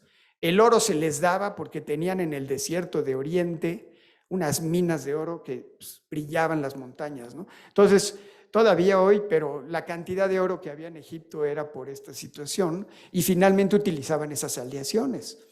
También es cierto que pues una parte de su medicina era todas las gentes que morían, ¿no? O los heridos de la época de la construcción. Y entonces aquí también aducían y llevaban elementos de trauma y ortopedia que vamos a ver. Eran muy socorridos los oftalmólogos, pues obviamente los polvos del desierto, las conjuntivitis, una enfermedad que los dejaba ciegos, que se llama clamidia trachomatis, el tracoma, ¿no? Y el tracoma produce una cicatriz blanquecina que tapa el iris y prácticamente no deja ver a la persona y la deja ciega, y pues no había trasplante de córnea antes. Entonces, en ese sentido, estos médicos también eran muy socorridos. Obviamente, todas las enfermedades respiratorias que derivan de los polvos del desierto, los famosos alacranes y las víboras, los nacimientos, las infecciones y las infestaciones que hay en el desierto y en el río, la anemia, que podía darse de varias maneras, y algo que no está muy bien definido, que eran las enfermedades congénitas. Por eso ellos tenían médicos dedicados a enfermedades raras, como hoy día tenemos a los internistas, ¿no? Y tenían prácticamente las 4 especialidades básicas, que eran pediatras, ginecólogos, internistas y cirujanos, como especialidades dadas, ¿no? Y con ellas otras especialidades más.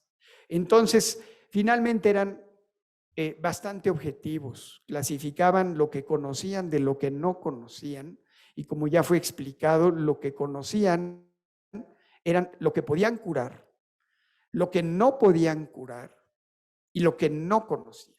Y finalmente también todo el tema de las enfermedades producto de estas fuerzas.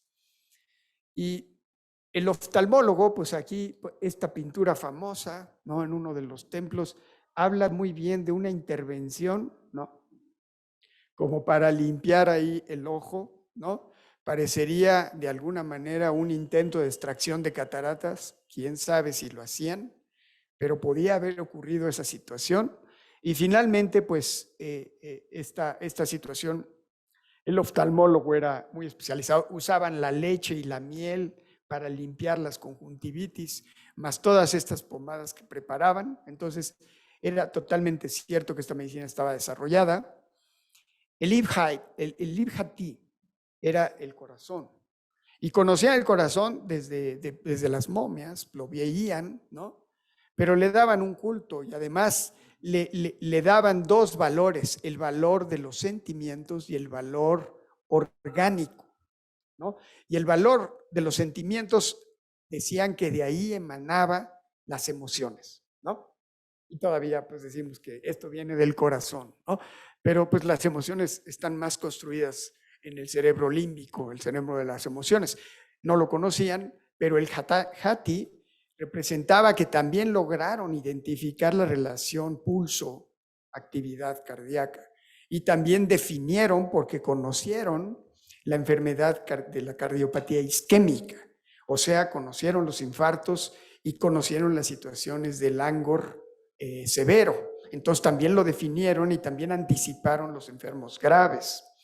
Pero para ellos, pues, era difícil identificar si el riñón, cómo se hacía todo el equilibrio hidroelectrolítico del cuerpo, y todos los fluidos venían del corazón. Entonces, también tenían la relación con las arterias y finalmente, pues, la Sociedad Argentina de Cardiología tiene este logo como su logo actual, ¿no? Entonces tiene un jeroglífico, tiene una pintura egipcia y obviamente, pues, es maravilloso. Ahora, finalmente, esto que acaba de decir Gerardo también hace un momento, la revolución cuando empezaron a hacer estudios tomográficos y se empezaron a hacer estudios moleculares de las momias y se empezaron a estudiar los anticuerpos que reflejaban algunas enfermedades, se avanzó enormemente y se sigue avanzando.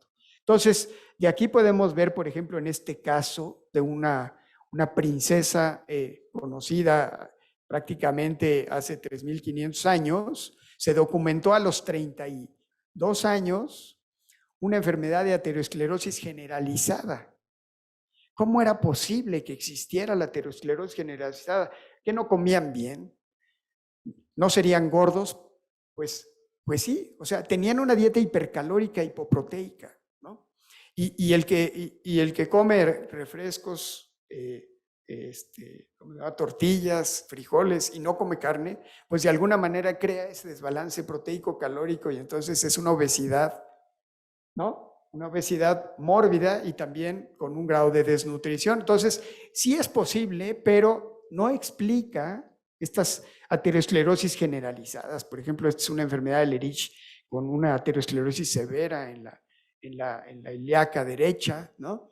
Y aquí están los ateromas en las arterias carótidas y en las 3 arterias coronarias, ¿no? Quiere decir que tenían enfermedad aterosclerótica severa. Probablemente haya factores genéticos, pues no había un laboratorio para definir cómo eran sus perfiles de lípidos, pero algo pasaba en su cultura, en su raza. En lo que es trauma y ortopedia, pues tenemos que eran expertos en el manejo de heridas. Y en el papiro Smith están declarados cómo manejaban las heridas. De alguna manera sabían inmovilizar los huesos y de alguna manera empleaban sus prótesis externas para que sanara un hueso. Se dice que una consolidación de fractura correcta es cuando la angulación entre un hueso y otro es menor de 30 grados. Esta prácticamente es correcta, ¿no? Con un acortamiento, pues es natural, pero esta persona pudo vivir, ¿no? Y pudo vivir casi normal. Y finalmente no sabemos, porque como había una continuidad entre la vida y la muerte, las prótesis se establecían, ¿no? En estas personas, tanto en los vivos como en los muertos. No sabemos si esta prótesis de madera fue en un vivo o en un muerto, pero como sus sandalias eran indispensables tener los 5 dedos del pie, es muy probable que esto haya sido en los vivos. O sea, alguien sin los 5 dedos no podía vivir en Egipto. Esta enfermedad sigue siendo hoy un fenómeno de salud pública, ¿no? 230 millones de personas infestadas por un bichito que nada en el agua, infecta la piel, se mete al torrente circulatorio, entra a los pulmones y luego acaba dando infección grave en el recto y en la vejiga y puede hacer sangrar y puede producir cáncer. Entonces, la estrongiloidosis es hoy día una enfermedad mundial, pero también dio origen a que la proctitis y la rectorragia eran relativamente frecuentes en la población egipcia por este tipo de enfermedad. Entonces, estos especialistas se dedicaban a utilizar y a tratar estas enfermedades con algunos elementos que incluían frutos, ¿no? Hoy día, por ejemplo, todas estos frutos que se han demostrado con propiedades anticancerígenas, como son el ajo, la cebolla, ¿no? El poro, todos estos grupos encontraron ya una sustancia antiproliferativa que tiene esas funciones, pero en este caso también encontraron sustancias para atacar con los frutos rojos, con la levadura de cerveza. Ellos prácticamente tomaban cerveza como el pulque, ¿no? Pero la cerveza que hacían, la hacían sin fermentación. Se fermentaba sola, entonces duraba, tenía muy poco alcohol y prácticamente era un vaso de leche, un vaso de cerveza para ellos, ¿no? Entonces, pero eran calorías. Su dieta, pues como les decía, o sea, entre el sol y el ejercicio y lo que hacían, consumían muchas calorías y las necesitaban para vivir.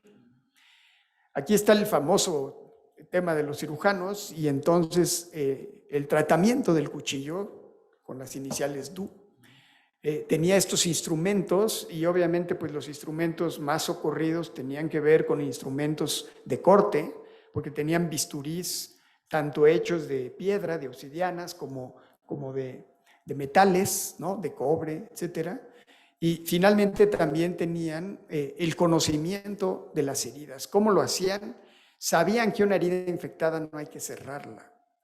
Un tejido granulado, la herida produce un tejido que aísla la infección y la deja a la intemperie y lo conocían perfectamente. Entonces, los pobres egipcios que les cayó una piedra en la cabeza y tenían fracturas expuestas de cráneo, sabían perfectamente que esa herida no había que cubrirla. Entonces, la cubrían,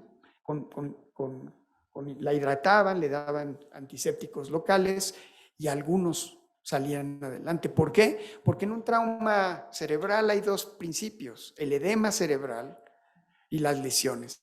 Aquellos que no tenían lesiones mortales, sino tenían solo el impacto y la fractura, entonces la trepanación podía ser una alternativa, ¿no? Pero finalmente a lo que se enfrentaron, y así lo dicen los papiros de Schmidt, es a las heridas que ya no podían tratar, y esas pues las dejaban abiertas, le ponían las sustancias y no se despegaban del enfermo y le rezaban para que curara. Y entonces toda esa situación alrededor del enfermo generaba estas situaciones favorables. Ahora, drenaban abscesos, los conocían, fueron los primeros en hacer circuncisión y de hecho los egipcios aprendieron de ellos a hacerla, ¿no? Parece que Abraham tuvo que ir a aprender allá cómo hacer circuncisiones del pacto que hizo con Dios, pero de alguna manera esta práctica se documentó más en Egipto, más antiguamente en Egipto. Y finalmente las amputaciones no es que les gustara hacerlas, es que mucha gente, trabajadores se amputaban con los accidentes, pero sí sabían hacerlas cuando había necrosis y sí se documenta que sí tenían ese principio porque conocían un principio hemostático que era la coagulación. Y tenían también instrumentos de sutura. Conocían la seda y conocían el catgut. Entonces, sí cosían. Y también tenían sus famosas hormigas que te muerden y te cierran la piel, ¿no? Entonces, sus grapitas también las tenían. Entonces, sí tenían muchos principios quirúrgicos, pero no tenían la anestesia que hoy conocían. Y no se sabe cómo anestesiaban a su gente, ¿no? Pero pues entre que le daban el alcohol, entre que le daban, también conocían opiáceos, porque los manejaron, cómo eran de esta parte no se conoce cómo anestesiaban para hacer sus procedimientos, pero así lo hacían. Obstetricia, fantástico, porque conocían el parto fisiológico real. Las mujeres no nacían, los bebés no nacían acostados, nacían sentados, ¿no? Y finalmente la asistencia era de un equipo multidisciplinario. Y finalmente sus deidades que también les daba este tipo de situación. Entonces, sus partos eran fisiológicos, eran muy bien manejados. Y interesante, la sexualidad en el antiguo egipcio permitía la diversidad de expresión y género, ¿no? Hay varias figuras donde hay datos de homosexualidad masculina, femenina, y también hay otros en donde pues la anticoncepción también la conocieron con sustancias muy ácidas puestas en la vagina, ¿no? Y entonces estas sustancias también las emplearon. Y socialmente también se permitía a la familia que por lealtad vivía mientras las cosas se daban, pero podían vivir en unión libre y un buen número de ellos, ¿no? No era una obligación el contrato, ¿no? Y esta situación también se daba en la mayor parte de la sociedad egipcia. Interesante ver al final de toda esta sección es esta sección, es como el escorpión, y ya me van a correr de aquí, pero existen 8 variedades prácticamente venenosas. Esta, que es la bicolor, que yo lo veo más negro que bicolor, pero es entre negro y café, es muy agresivo, muy rápido y prácticamente es una de las causantes más importantes. Pero el veneno es prácticamente neurotóxico y una vez que penetra el cuerpo, a nivel central genera reacciones de parálisis respiratorias musculares severas y un 20-30% de las personas picadas por estos bichos mueren. Si hoy día, ¿no?, el antígeno, el antiveneno es fantástico porque elimina el efecto de la toxina en cuestión de casi de minutos, ¿no? Pero al final del día ellos tenían 2 elementos, un elemento agonista y un antagonista. Todo lo que era agonista tenía que ver con cualquier sustancia que la persona sacara, como el vómito, la diarrea, lo que fuera, era positiva. Entonces, saca todo lo que puedes para que salga el veneno. Y también la plegaria en función de pedir la invocación de tranquilizar a los dioses. ¿Por qué? Porque había que resistir el veneno. Si no te matan 24, 48 horas, ya la hiciste, ¿no? Y entonces el piquete finalmente, una vez pasada esta etapa de gran angustia, pues es muy importante. Por eso todo este tema también se participaba. Y luego venía toda una parte antagonista en donde se decía y se invocaba a la diosa Isis. No te metas ni al cerebro, ni al corazón, ni a los pulmones, ni a nada de mi cuerpo. Y empezaban desde la cabeza hasta los pies. Y entonces toda la invocación era no, no, no, para que de alguna manera la parte antagonista, por lo menos ese principio lo efectuara. Entonces, todo este tema pues era como vivían con estos bichos que pues siguen siendo muy importantes en esta parte. Esto es para los turistas, ¿no? Si vamos a Egipto, pues compren un escarabajo que significa el alma, ¿no? Y significa un poco la vida y la resurrección, pero de alguna manera estos amuletos representaban alguna situación de protección y de tratamiento, ¿no? Y se hacían a personas en específico, pero también se vendían como, pues obviamente los constructores pues traían su amuleto para que no les picaran los alacranes, ¿no? Sabían que ese era, entonces ahí lo traían pegado. Entonces no traían tatuaje, pero sí traían amuleto, ¿no? Entonces, finalmente pues la rana es fantástica, porque la rana del Nilo es abundante, es chiquita, es hermosa, ¿no? Y finalmente estaba ligada a la continuidad y a la fertilidad. Esto suena un tema muy romántico, ¿no? Como todas sus figuras, sus ambientaciones, sus invocaciones tienen que ver con todo esto. El ojo de Horus representaba en cada una de sus fracciones los 5 sentidos del cuerpo. Pero chistoso, ¿no? Y aquí perdón que me está ocurriendo esto, pero si uno ve el ojo de Horus con lo que es la glándula pineal del cuerpo y la anatomía, hay una cosa cercana. ¿Qué quiere decir? Que de alguna manera le adjudican o le adjudicaban también un principio de activación cerebral a través de un ojo, ¿no? Y hoy día se sabe lo que hace la glándula pineal. La glándula pineal sí es un tercer ojo, pero que percibe la luz del nervio óptico, la mete a la médula espinal, a los núcleos supraquiasmáticos, y de ahí se va a la parte de la glándula pineal que produce una hormona que se llama melatonina, y esta induce el sueño, ¿no? Pero además hace otras cosas. Y entonces la investigación de la glándula pineal también activa el hipotálamo, la hipófisis y todo el sistema endocrino del cuerpo. Quiere decir que toda esta regulación pues tenía que ver con un tema de la conciencia. Para los egipcios el cerebro tenía efectivamente la función de la conciencia como un tema fundamental. Vamos a hablar finalmente de las momias, y aquí no me voy a detener, pero las momias son un proceso natural en Egipto. Las personas que enterraron a sus muertos a 50 centímetros, los cuerpos se deshidrataron y producían momificaciones. Pero las momias más elaboradas, pues obviamente ya tenían un tratamiento que duraba de 60 a 90 días. Y pues obviamente los faraones pues, tenían todo un ritual. No voy a profundizar en ellos. Tampoco me da tiempo de hablar de Tutankamón, que pues a mí me detuvo la mitad del tiempo de Egipto, porque finalmente es una historia fascinante, ¿no? Y justamente este joven, faraón joven, tenía esta apariencia que ha sido reconstruida recientemente en tercera dimensión.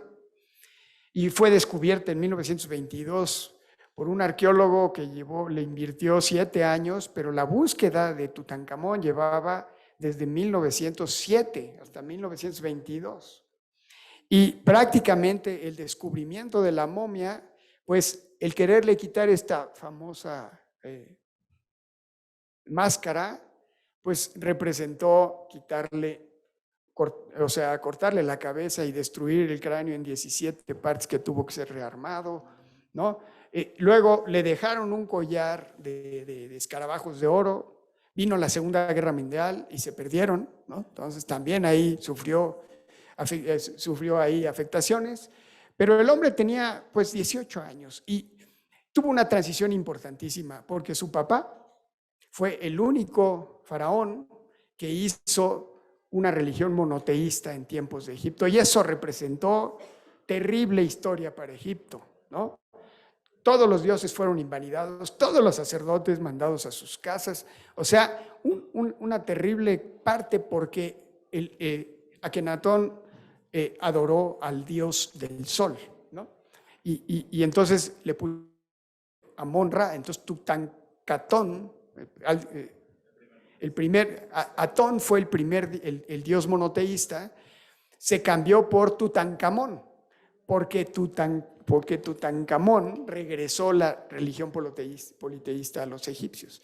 Su principal función, y quizás por eso su tesoro fue enterrado de una forma muy escondida, duró 3,500 años escondido, con más de 5,000 objetos de oro guardados, y entonces impresionante lo que nos narra y lo que le han hecho a esta momia. Pero ¿de qué murió Tutankamón? Nadie sabe, ¿no? Porque la famosa teoría de que un dios, de que un faraón fuera asesinado a los 18 años y que todo el mundo quería su poder, pues todo el mundo lo pensó al principio, y pensaron que el cráneo tenía un hoyo y que alguien le había clavado ahí pero pues era el lugar normal donde le hacían la excavación de la víscera del cráneo, la licuaban, entonces no fue, ni hay documental de que haya fractura alguna en el cráneo, entonces no murió acribillado por sus súbditos. Entonces, de todas las historias, tenía malformaciones en los pies, ¿no? Le encantaban las carreras su carruaje, porque en su tumba encontraron ahí muchísimas cosas y encontraron su carruaje y todas las flechas que le encantaba cazar, y le encontraron unas fracturas, ¿no? Que parecerían ser una osteomielitis que le ocasionó una sepsis y la muerte. Pero finalmente también recientemente le han encontrado pruebas positivas para Plasmodium falciparum, que es malaria, ¿no? Y la malaria pudo haber sido la causa de la muerte en una persona que era de alguna manera constitucionalmente débil. Inclusive le buscaron también genes para encontrar alguna malformación, algún tipo de enfermedad de diferenciación androgénica que pudiera haberse producido, no la encontraron. Entonces, hoy por hoy para mí queda como el tema de la malaria y de la osteomielitis, pero pues seguirá siendo un misterio. Este otro elemento de la paleopatología es fascinante y no me quiero ir sin comentarlo, pero esta momia de un hombre de la sexta década de la vida, que está en Manchester, decidieron meterle un endoscopio y hacerle biopsias y sacarle anticuerpos por inmunohistoquímica para encontrarle, ¿no? Y para ver ahí qué encontraban, y además le hicieron tomografías. El proyecto se hizo en 1997, le encontraron un quiste pulmonar que no le dejaba respirar, era muy grande, y le documentaron por las pruebas de inmunohistoquímica un Echinococcus granulosus. Es una infestación bien conocida, y entonces Asru pues es una momia que ha dado un desarrollo espectacular en la paleopatología moderna. Los tumores están documentados y básicamente lo que más tenemos son tumores óseos. Lo que aquí ven no es un cáncer, es un tumor benigno que es un osteoblastoma, y es porque aquí se ve claramente que este tumor no destruye el hueso, sino crece fuera del hueso. Entonces, estos tumores benignos no matan a las personas como los osteosarcomas. Sin embargo, los verdaderos casos oncológicos están aquí documentados. Por ejemplo, este tumor de nasofaringe que destruyó toda la base de la parte del paladar blando. Y esto tiene que ver, ¿no? Y está hecho en base a una estadística que hizo una doctora para su doctorado en en egiptología. Y finalmente lo que más encontraron fue en tumores metastásicos, pero el carcinoma nasofaríngeo también por las larvas que se infestan, también hubo hepáticos, y por la población joven los sarcomas. Curiosamente nadie habla de la enfermedad más común en los niños, que es la leucemia. Entonces, si la hubo, si no la hubo, en los tiempos de los egipcios sí se definió como la bilis negra, ¿no? Y ahí fue donde por primera vez se definió el cáncer. Aquí se definieron como los tumores, y la palabra tumor no necesariamente era cáncer, era cualquier bola, y la mayoría de esas bolas eran curables. Entonces, esto también habla aparte, pero pues prácticamente el cáncer de mama se conoce en una momia descubierta hace 3.500 años en esta zona, ¿no? En este pueblo de Asuán, y finalmente fue quitado o no fue quitado por cauterización, pues no lo sé, ¿no? Pero dicen que sí. La parte más interesante es esta, y ya casi me como el tiempo, pero aquí están las 5 zonas de influencia. ¿Por qué? Porque Egipto se permeó a Constantinopla, que fue Roma, se permeó a la parte de los fenicios, toda la medicina fenicia, que es tan amplia aquí, se permeó también a la parte de Mesopotamia y Babilonia, se perdió también a la parte árabe.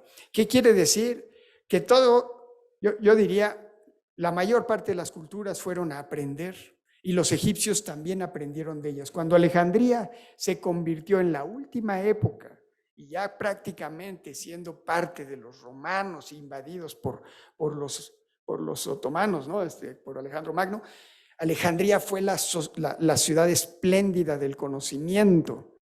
Y esta ciudad, desgraciadamente 60 años antes de Cristo, fue destruida por un incendio porque Marco Antonio estaba sitiado por la princesa Cleopatra, ¿no? Y entonces esa historia de amor acabó con la biblioteca. Y entonces, terrible historia que acabó más de 700,000 volúmenes, ¿no?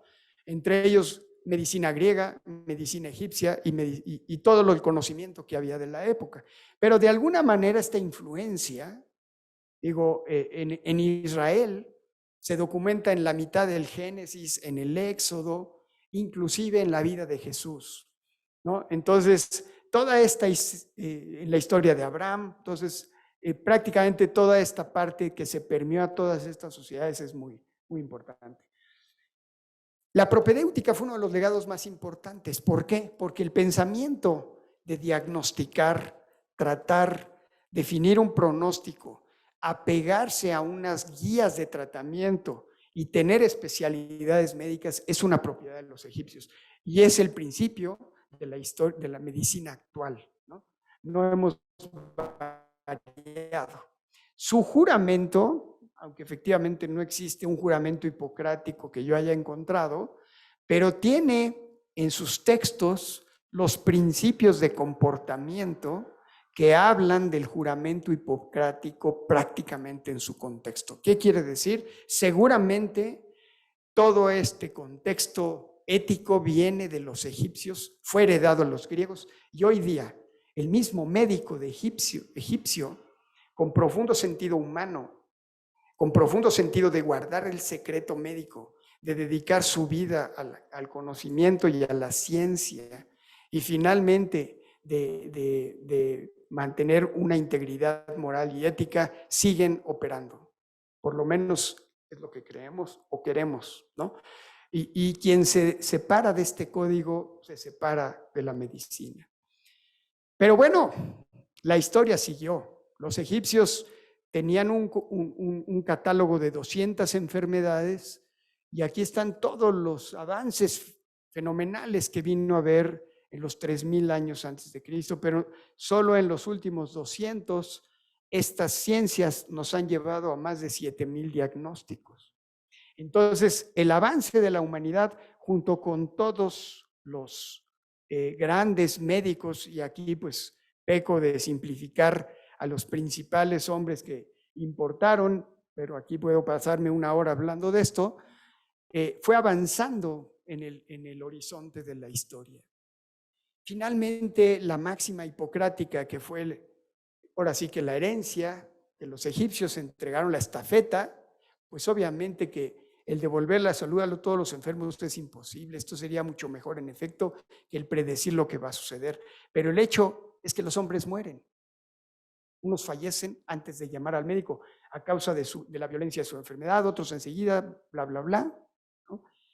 Pero en el médico están por encima de la resistencia de los cuerpos humanos y al mismo tiempo si hay algo divino en estas enfermedades. Esta última frase filosófica viene de textos egipcios. Nada existe sin haber recibido un nombre, y quien lo pierde, pierde su personalidad e independencia.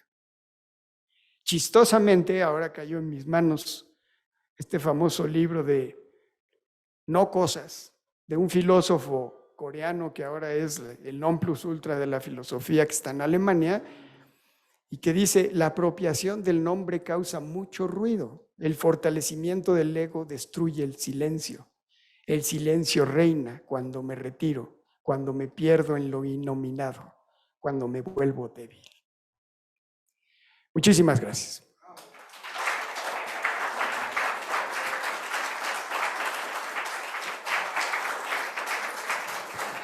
Muchas gracias, Javi. Excelente.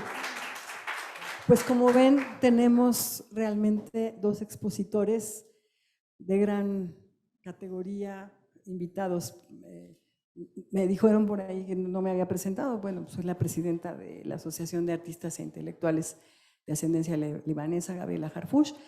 Y pues agradezco muchísimo, doctora Tien, ahora ya está por acá, Gerardo Taber, el doctor Javier Sáenz. Y para terminar, quisiera, si tienen preguntas, que sean muy escuetas, porque también probablemente en el Zoom tenemos a alguien que quiera preguntar. Si alguien quiere hacer alguna pregunta para que la conteste alguno de nuestros ponentes o el mismo doctor Atie, me dicen por favor y les paso el micrófono. Sin miedo, sin miedo. Como si no les va a hacer nada la momia. ¿No hay preguntas aquí? Señorita Lili, ¿hay preguntas en el Zoom? Felicitaciones. Pues me imagino que ustedes también. Pues miren, vamos a dar terminación de este momento. Entonces, voy a pedir al contador público, Jorgito Serio, que me apoye, si vienen por favor ustedes a tomar su...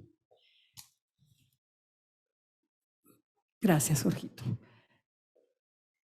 Es un reconocimiento que les damos por parte de Centro Libanés.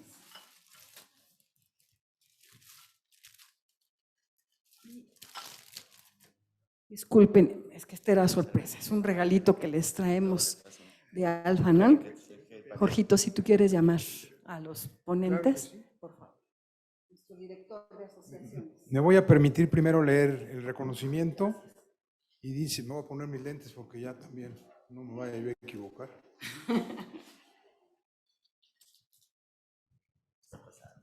El Consejo Directivo del Centro Libanés, la Asociación de Artistas e Intelectuales de Ascendencia Libanesa Al-Fanan, AC, y la Asociación Médica Mexicana Libanesa Al-Hakim, AC, otorgan el presente reconocimiento al arqueólogo egiptólogo,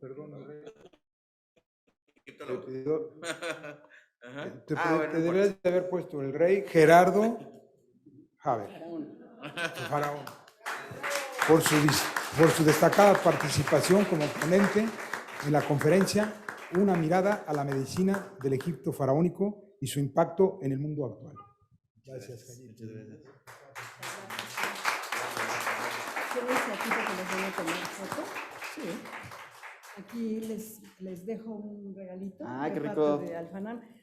Dulcecitos libaneses. Que nunca cuando más, ¿verdad? Sí, no. Muchas gracias, muchas gracias.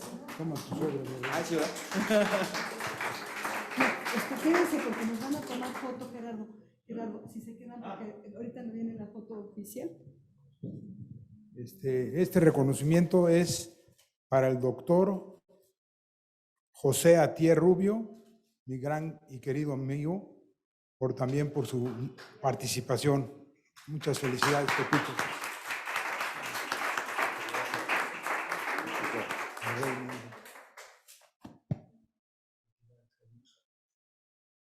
Muchas gracias. Este es para ti, un pequeño regalo. Gracias. Este último el resto.